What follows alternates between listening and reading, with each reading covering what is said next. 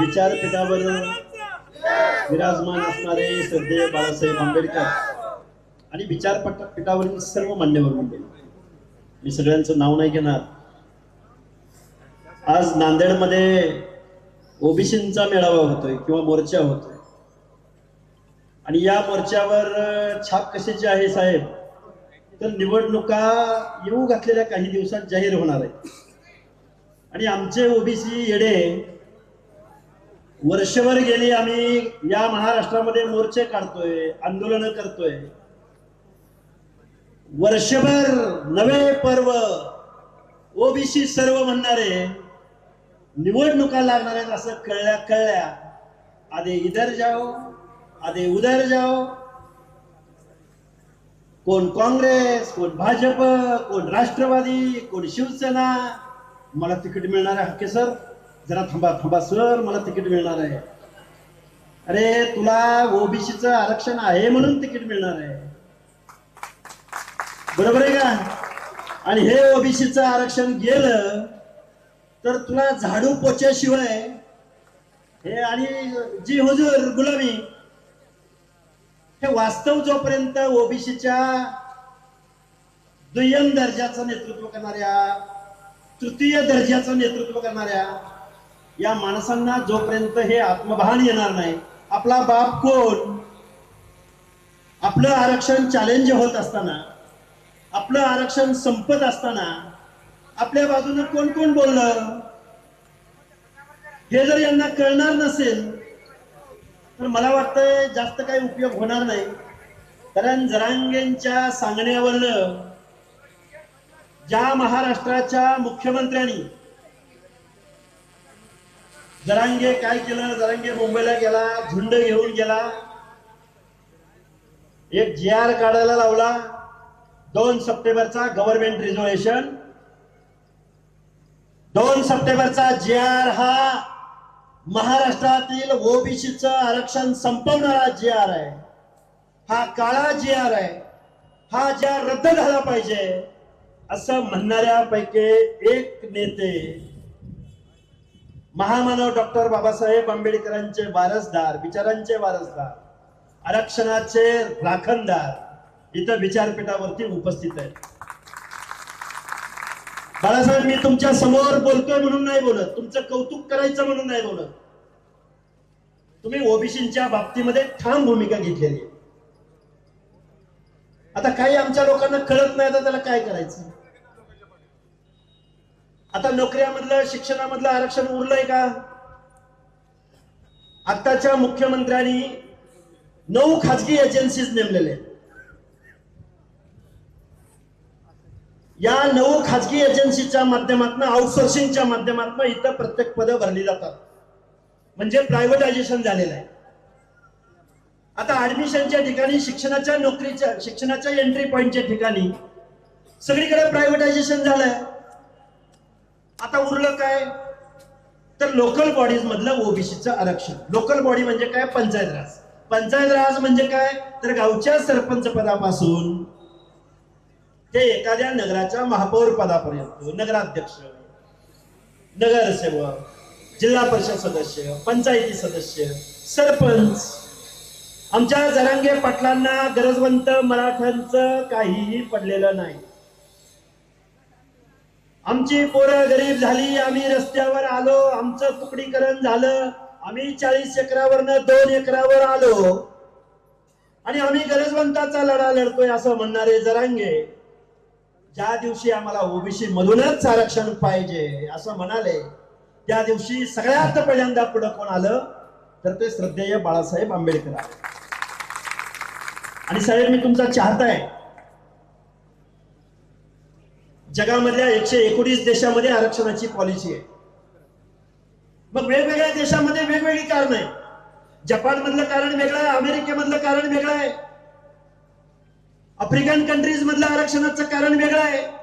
पण महामानव डॉक्टर बाबासाहेब आंबेडकरांनी भारतवर्षामध्ये जे रिझर्वेशन तुम्हाला दिलं, इथलं सामाजिक उतरंड आहे. जाती जातीमध्ये, जातीवरून, त्यांच्या व्यवसायावरून इथं सामाजिक दुजाभाव केला गेला, सोशल डिस्क्रिमिनेशन केलं गेलं आणि त्या जातीमध्ये जन्माला आल्या कारणानं त्यांना इथल्या व्यवस्थेमध्ये दुय्यम वागणूक दिली गेली. त्या लोकांच्या प्रतिनिधित्वासाठी हे आरक्षण दिलं गेलंय. आरक्षण म्हणजे गरिबी हटाव नाही, आरक्षण म्हणजे शिक्षण आणि नोकऱ्या नाही, आरक्षण म्हणजे कोणतरी कर्मानं गरीब झालाय, कर्तृत्वानं गरीब झालाय आणि त्याच्या घरामध्ये आता चूल पेटत नाही म्हणून त्याला कोणीतरी आरक्षण द्या असं जर कोण म्हणत असेल तर ते संविधान विरोधी आहे, ते कायदा विरोधी आहे, ते रिझर्वेशन विरोधी आहे. जरा जरा ते मीटर बंद करा, वरचं बंद करा ते दादा, वरचं बंद करा ते काम बंद करे. ठीक आहे ठीक आहे, शांत बसा. आपलेच बांधव आहे, आपले बांधव चालतंय. ठीक आहे ओके.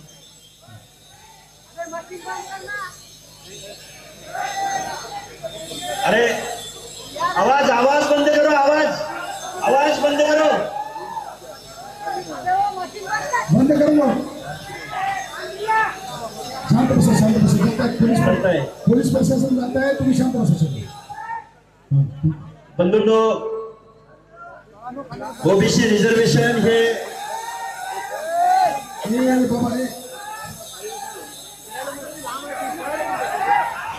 ओबीसी रिझर्वेशन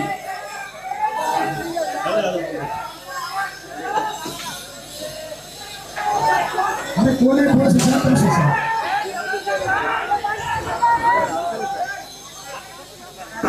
शांत बसा. अरे बांधवांनो शांत बसा, बघायचं नाही. खाली बसा, खाली बसा, खाली शांत बसा, बसा. शांत बसा. तिकडे कोणी जायचं नाही. राहुल हे बघून घ्या काय. बंधूंनो बंद झालंय, शांत बसा. सगळे खाली बसा, खाली बसा. सगळ्यांनी खाली बसा कृपया. सगळ्यांनी शांत बसा. कोणी वाद घालू नका. शांत बसा, शांत बसा. आलेल्या पाहुण्यांचा विचार ऐकायचे. सगळ्यांनी खाली बसा.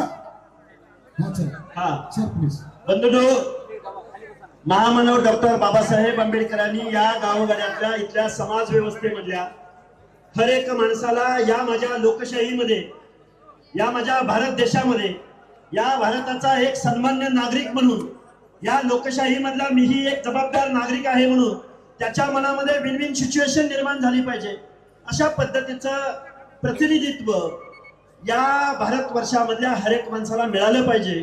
म्हणून शेड्यूल कास्टचं रिझर्वेशन आलं, शेड्यूल ट्राईबचं रिझर्वेशन आलं, ओबीसीचं रिझर्वेशन मिळालं पाहिजे. अशा पद्धतीचं 340व्या कलमामध्ये डॉक्टर बाबासाहेब आंबेडकरांनी या ओबीसीच्या आरक्षणासंदर्भात सुतोवाच केलं. पण तेव्हाच्या आपल्या नेत्यांनी 340वं कलम इम्प्लिमेंट करायला, 340व्या कलमान्वये या देशभरामधल्या ओबीसींचं परीक्षण करायला, त्यांना रिझर्वेशन द्यायला नकार दिला. म्हणून डॉक्टर बाबासाहेब आंबेडकरांनी आपला कायदेमंत्री पदाचा राजीनामा देत असताना अनेक कारणं होती. त्यामध्ये महिलांसंदर्भातले कायदे होते, हिंदू कोड बिला संदर्भात किंवा ओबीसीच्या संदर्भातलं 340व्या कलमासंदर्भात महामानव डॉक्टर बाबासाहेब आंबेडकरांनी आपल्या कायदेमंत्री पदाचा राजीनामा दिला. बंधूंनो, तुम्हाला इतिहास समजला पाहिजे म्हणून काही गोष्टी मी तुमच्या समोर सांगण्याचा प्रयत्न करतोय. आज रोजी महाराष्ट्राच्या मुख्यमंत्र्यांनी आमचा डीएनए ओबीसीचा आहे असं म्हणत म्हणत म्हणत जरांगे पाटील अंतरवली सराटीहून मुंबईला निघाले. पहिल्या आणि दुसऱ्याच दिवशी माननीय मुख्यमंत्री महोदय बोलले, साहेब मुख्यमंत्री महोदय बोलले की आम्ही जरांगेंना जे द्यायचं ते दिलंय, आम्ही मराठा समाजाला एससीबीसीचं आरक्षण दिलंय, आम्ही सवर्णांना ईडब्ल्यूएस इकॉनॉमिकल विकर सेक्शन मध्ये आरक्षण दिलंय, त्यामुळे हे का मोर्चा घेऊन येत आहेत ते मला काही कळलं नाही असं मनोज जरांगे मुंबईला निघाले. त्यावेळी महाराष्ट्राचे मुख्यमंत्री महोदय बोलले. आणि ज्या दिवशी माननीय न्यायालयाचा निर्णय आला की जरांगेंचं आंदोलन उठवा, त्या दिवशी कारखानदारांचे नेते राधाकृष्ण विखे पाटील यांच्या अध्यक्षतेखालील उपसमिती, त्या उपसमितीनं डायरेक्ट जीआरच घेऊन त्यांच्याकडे आले. आणि जीआर काय आणला? 2 सप्टेंबरचा जीआर, गव्हर्नमेंट रिझोल्युशन. काय जी आर होता की एका ऍफिडेव्हिटद्वारे जर कुणाची वंशावळ सापडत नसेल, जर कुणाची वंशावळ सापडत नसेल तर एका ऍफिडेव्हिटद्वारे गावातील, नातेसंबंधातील आणि कुळातील, परत एकदा ध्यान देऊन ऐका, हा जी आर काय काढला तर गावातील, नातेसंबंधातील आणि कुळातील जर एखाद्या व्यक्तीकडे जर कुटुंबाचं सर्टिफिकेट असेल आणि त्या व्यक्तीनं जर तसं ऍफिडेव्हिट दिलं तर त्याला दाखला मिळवून द्या. आणि साहेब त्या जी आर मध्ये, त्या जी आरच्या प्रस्तावनेमध्ये 2 पानाची प्रस्तावना, एवढी सुमार दर्जाची प्रस्तावना, त्या प्रस्तावनेमध्ये शेवटचं वाक्य असं बोललंय की मराठा समाजाला जात प्रमाणपत्र मिळण्याच्या प्रक्रियेत सुलभता प्राप्त व्हावी म्हणून आम्ही हा गव्हर्नमेंट रेझोल्युशन पारित करत आहोत. कुणाला? मराठा समाजाला. साहेब, मराठा समाजाचं सामाजिक मागासलेपण सर्वोच्च न्यायालयानं नाकारलंय. मराठा समाजाचं सामाजिक मागासलेपण सेंट्रल बॅकवर्ड कमिशननं नाकारलं. मराठा समाजाचं सामाजिक मागासलेपण स्टेट बॅकवर्ड कमिशनच्या 4 कमिशननी नाकारलं. आणि मराठा समाज आणि कुणबी हे एकच आहेत असं म्हणणं किंवा मराठा समाजाला सामाजिक मागास समजणं म्हणजे मूर्खपणा होय, अशा पद्धतीचं जजमेंट तत्कालीन औरंगाबाद खंडपीठाचे न्यायमूर्ती जस्टिस मार्ला पल्लेंनी आपल्या जजमेंट मध्ये दिलेलं आहे. म्हणजे मराठा समाजाला ओबीसीचं आरक्षण किंवा ओबीसीच्या यादीमधलं इन्क्लुजन इथल्या न्याय व्यवस्थेला मान्य नाही, इथल्या आयोगांना मान्य नाही. मग आता करायचं काय?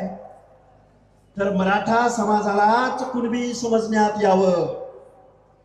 पुढच्या दरवाज्यानं एंट्री मिळत नाही तर मागच्या दरवाज्यानं, ते पण रीतीनं नाही, मागच्या दरवाज्यानं भगदाड पाडून ओबीसी मध्ये गेल्या कित्येक वर्षामध्ये ज्यावेळी या महाराष्ट्राचे मुख्यमंत्री सुशील कुमार शिंदे साहेब होते, 2004 सालचा एक जी आर होता, बरोबर आहे का लिंगे साहेब, बरोबर आहे का? 2004 साली एक जी आर काढण्यात आला, मराठा कुणबी आणि कुणबी मराठा.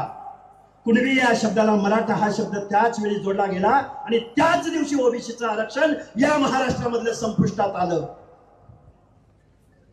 त्या दिवसापासून माझ्या मराठा बांधवांचे, राज्यकर्त्यांचे या ओबीसी आरक्षणामध्ये अनधिकृत ताबे मारण्याचं काम चालू होतं.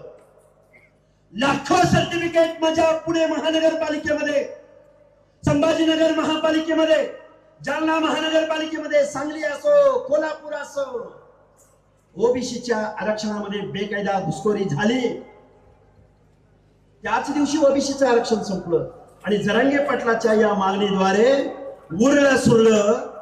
अरे कसा ओबीसी बांधव शासनकर्ती जमात असलेल्या माझ्या मराठा बांधवाच्या स्पर्धेमध्ये माझा ओबीसी बांधव कसा टिकेल? टिकू शकतो? गाव गड्यातला माळी, साळी, कोळी, तेली, हटकर, धनगर, संगर, वंजारी, लोणारी, परीट, गुरव, गडसे, नाभिक, सुतार, लोहार, कुंभार, बेरड, बेडर, रामोशी, बेलदार, वडार, माझ्या नांदेड जिल्ह्यामध्ये अनेक डोंगर रांगामध्ये राहणारा माझा गोल्हेवार समाज. काही बांधव म्हणतात माळ्यातून आमच्यात काय फरक आहे? साहेब, एका चॅनलला डिस्कशन करत होतो.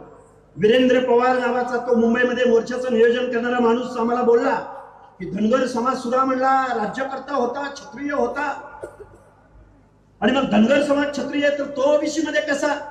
आणि मग धनगर ओबीसी मध्ये तर मग आम्ही का ओबीसी मध्ये नाही? अरे मग याचं सगळ्यांचं परीक्षण झालं पाहिजे ना, अरे याच्या सगळ्याचा अभ्यास झाला पाहिजे ना. आरक्षणाचं बेसिक तत्व हे प्रतिनिधित्व आहे. ज्या ज्या समूहांना प्रतिनिधित्व भेटलं नाही, बलुत्या अलुत्या मधल्या माणसाला, कारू नारू मधल्या माणसाला, दीन दलिताला, आदिवासीला शिक्षण आणि नोकऱ्यामध्ये प्रतिनिधित्व भेटलं नाही. काय इंग्लिश शब्द आहे? एडिक्विट रिप्रेझेंटेशन, पर्याप्त प्रतिनिधित्व. ऍटलिस्ट त्या समूहाचा एक तरी प्रतिनिधी कायद्याच्या सभागृहामध्ये गेला पाहिजे.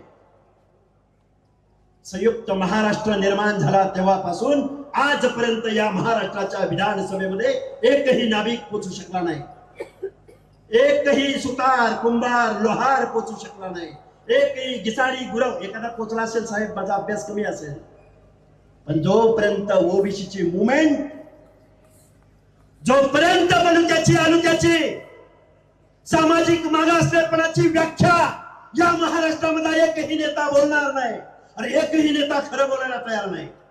शरदचंद्रजी पवार काय म्हणे, मंडल यात्रा काढली. अरे मंडल आयोग इम्प्लिमेंट करायला लावणारे कोण होते?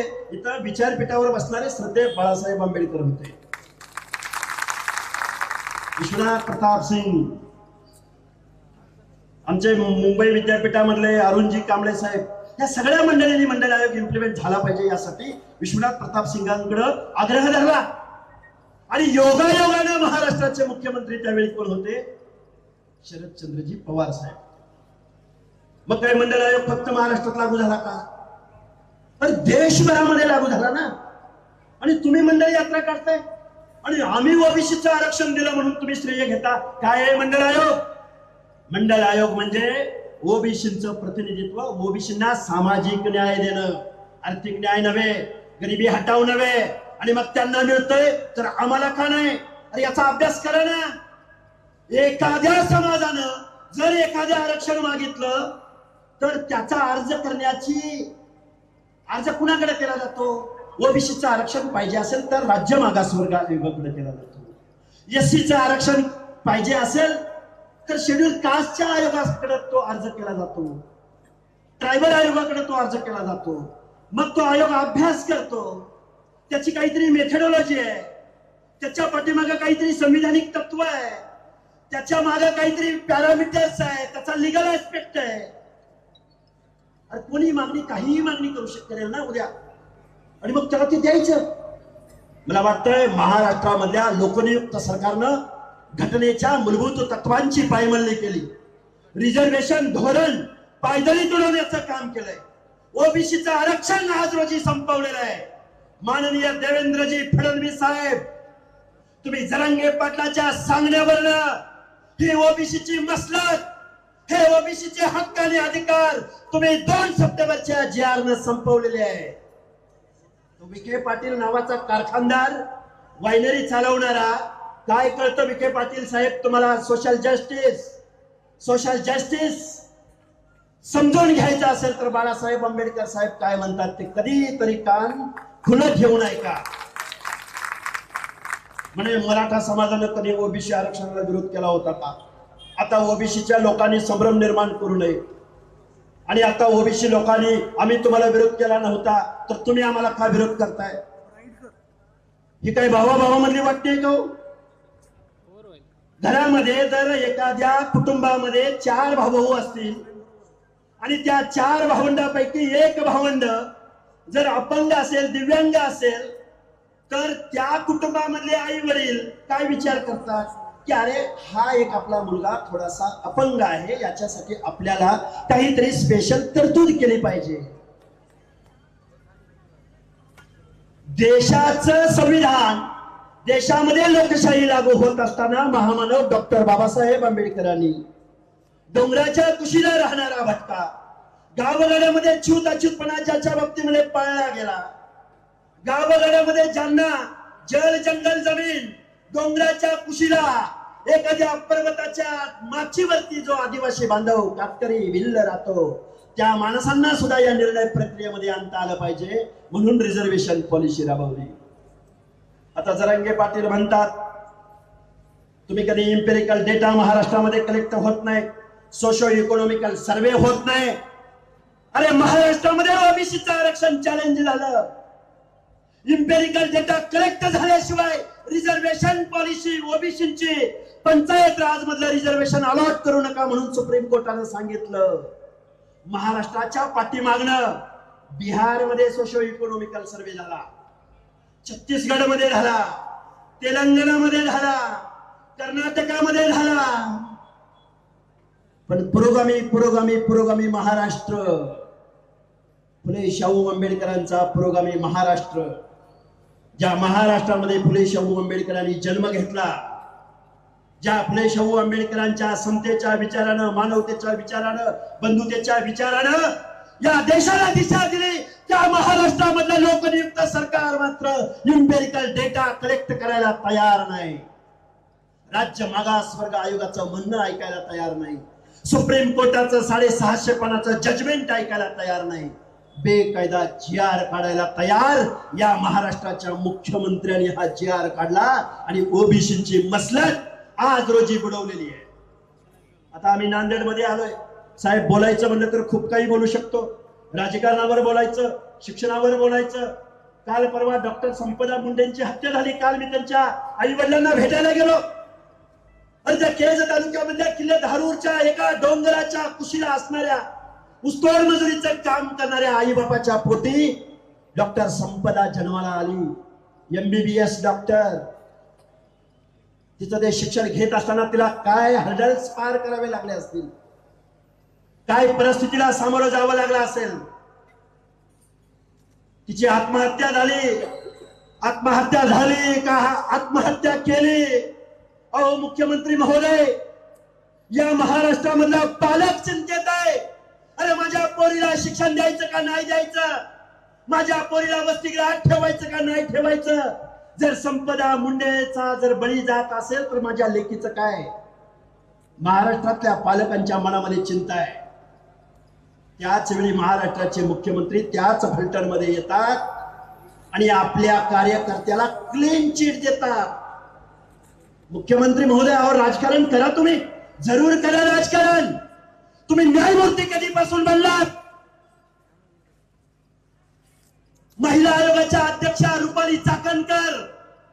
अरे महिला आयोगाच्या अध्यक्षा म्हणजे न्यायिक पोस्ट आहे, न्यायिक. क्वासाई ज्युडिशरीचं तिला स्वरूप आहे त्या पदाला. तुम्ही आला आणि तुम्ही त्या संपदा मुंडेच्या चारित्र्यावरती संशय उपलब्ध होईल अशा पद्धतीचं बोलला. रुपाली ताई, तुम्ही त्या संपदाच्या आई वडिलांना भेटला का? नाही. मला वाटतंय या महाराष्ट्रामध्ये कायदा सुव्यवस्था, संविधान, आरक्षण, नुसतं राजकारण चालू आहे, राजकारण. आणि फडणवीस साहेब, आमचा ओबीसी DNA म्हणून चालणार नाही. फडणवीस साहेब, अरे या ओबीसीने तुम्हाला सत्तेत बसवलंय. तुमच्याकडे अनेक रिसर्च करणाऱ्या संस्था आहेत. फडणवीस साहेब, तुम्ही कारखानदारांचे नेते कधी बनला? हे कधीच होऊन गेलं.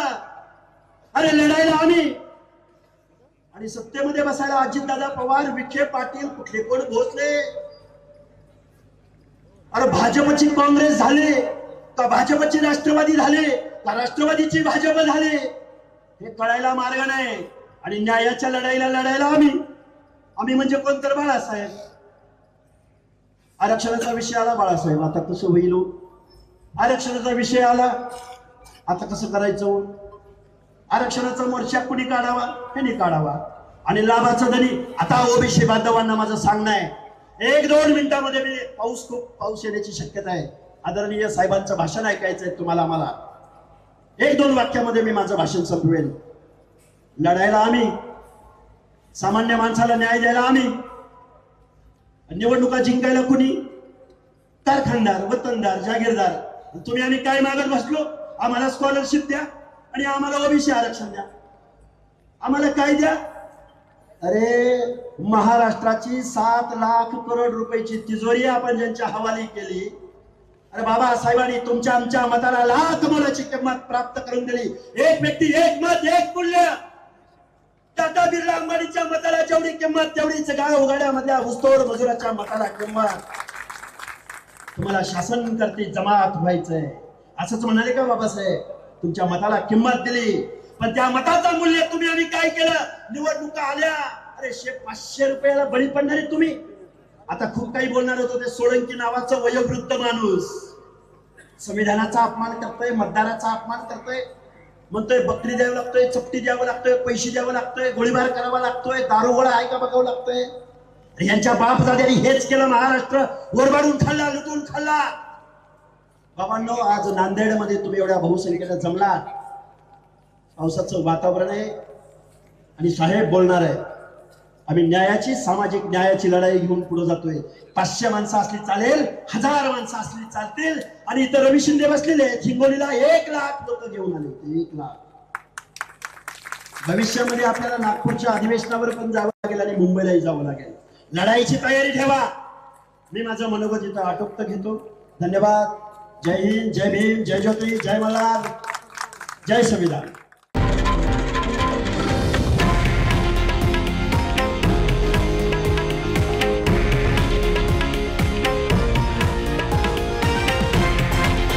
हे आहे देशातील नंबर 1 न्यूज नेटवर्क आणि आपण पाहत आहात TV9 मराठी, एकमेव.